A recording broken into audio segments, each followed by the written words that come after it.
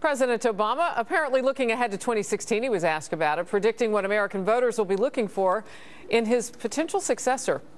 And meanwhile, an interesting staffing shift among some likely Republican presidential candidates. The Fox News political insiders are back, so we're going to talk about the Democrats and the Republicans looking toward 2016. John, Pat, and Doug by remote. Doug, I want to start with you with something, because I think this is really interesting. So the president was asked about 2016, and at first he said, well, you know, he has great confidence in Hillary Clinton that she would make a good president. And then he said this. One of the benefits of running for president is you can stake out your own positions and have a clean slate, a fresh start. You know, when you've been president for 6 years, you've got some dings and and you don't mind absorbing a few more if that's what it takes. You know, I think the American people, they're going to want that new car smell. New car smell. Would that be Hillary Clinton, Doug? Does she have new car smell?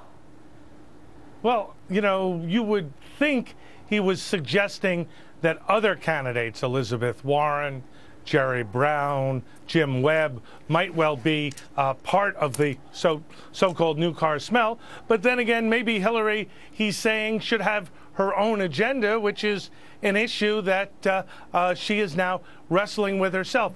I think Hillary clearly faces challenges because the president's support at best is equivocal. Doug, you know I love you, but wait.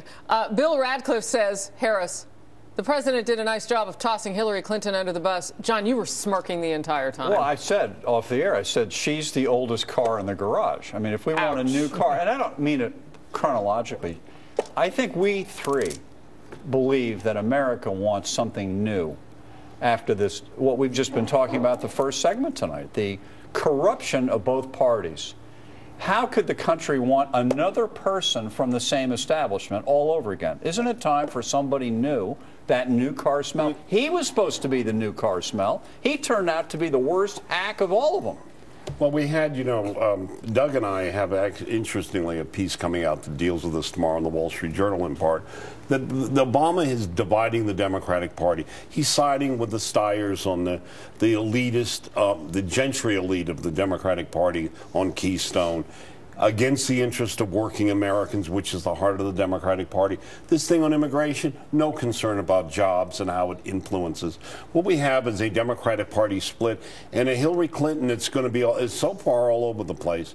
But John's right about looking at this. When you look at the stuff that the media refuses to cover, whether it's Gruber, whether it's the fact that 30,000 emails have been found again that Lois Lerner had said that the IRS had disappeared of her emails, and they now found them on the disaster tapes, whether it is that, whether it's what we're going to discuss about Benghazi, all of the lies that are going on by both parties, the unholy alliance. Obamacare, the sign-up numbers were corrupted by HHS. Oh, you can't keep track of it. Not since Richard Nixon. This is much worse than Richard Nixon. We have a president who believes he's above the law, and my party believes that you put party before the country, just like the Republicans do. And America's looking for someone who'll put America first with some kind of common sense. Sterling Holmes writes on Twitter, the president will hurt any Democrat nominee the more he goes it alone.